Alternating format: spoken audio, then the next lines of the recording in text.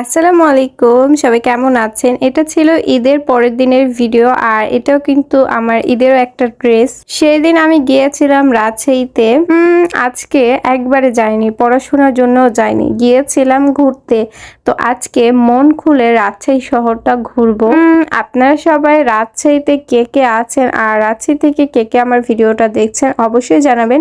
আমি মনে করি আমার ভিডিও ছবি পুরো বাংলাদেশ আর বাহিরের দেশের মানুষ অনেকেই আমার ভিডিওর ছবি দেখে। তো আমার সব ভালোবাসার মানুষ অ্যান্ড সব ভালোবাসার মানুষজনকে ওয়েলকাম জানাই আমার একটা ব্লগ ভিডিওতে। আপনারা সবাই কেমন আছেন? সেদিন ছিল ঈদের পরের 2 দিন পর, অনেক বেশি জ্যাম ছিল আর অনেক বেশি ভিড় ছিল। তো গিয়েছিলাম ঘুরতে একটু। রাজশাহীতে প্রায় অনেক কয়েকটা বান্ধবী আছে, তাদের মধ্যে একজনের বাসা সেখানে। তো সে আর কি ইনভাইট করেছিল আমাকে, তো আমি তার বাসায় গিয়েছিলাম ঘুরতে। যদিও বা আমি তাকে বলেছিলাম আমার বাসায় আসতে, কিন্তু সে আসেনি, তাই জন্য তার রিকোয়েস্টে আমি চলে গিয়েছিলাম তার বাসায়। আর দাওয়াত মানেই তো বুঝতে পারছেন, অনেক রকমের মজার খাবার, অনেক রকমের আনন্দ।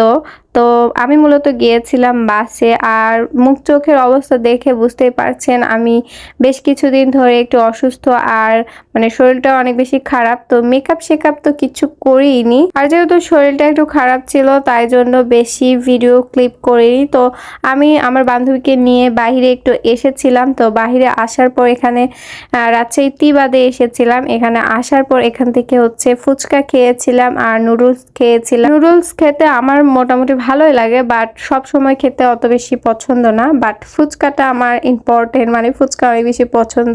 চটপটি খেতে চেয়েছিলাম, বাট আমার বান্ধবী খাবে না। তারপর দুপুর টাইমে আমার বান্ধবীর বাসায় আমি খেয়েছিলাম। তো আমি তেমন একটা ভিডিও ক্লিপ করিনি। আর তারপর তো আমি একটু রাজশাহী শহরটা ঘুরলাম, দেখলাম।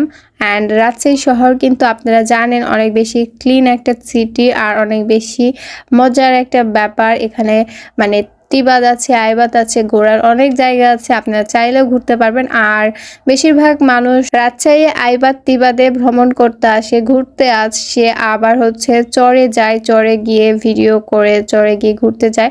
আর মূলত আমার ভাগিনার 2 মাস পূর্ণ হবে, এই কারণে তাকে সামান্য একটু উপহার দিয়েছিলাম। তাকে কেক কিনে নিয়ে গিয়ে আমরা কেটেছিলাম। যদিও বা সে এখন অনেক বেশি ছোট, সে খেতে পারবে না। তারপরে আমার ছোট বোনের আবদার ছিল, তাই জন্য তার আবদার আমি এটা পূরণ করেছিলাম। বাসায় এসে দেখি আমার আব্বু তরমুজ নিয়ে এসেছিল। তো তরমুজ বাসার সবার জন্য আমার আম্মু তরমুজটা কাটতেছিল, আর এদিকে আমি কিছুটা ভিডিও ক্লিপ করতেছিলাম। অ্যান্ড আমার তরমুজ কিন্তু খেতে অনেক বেশি পছন্দ আর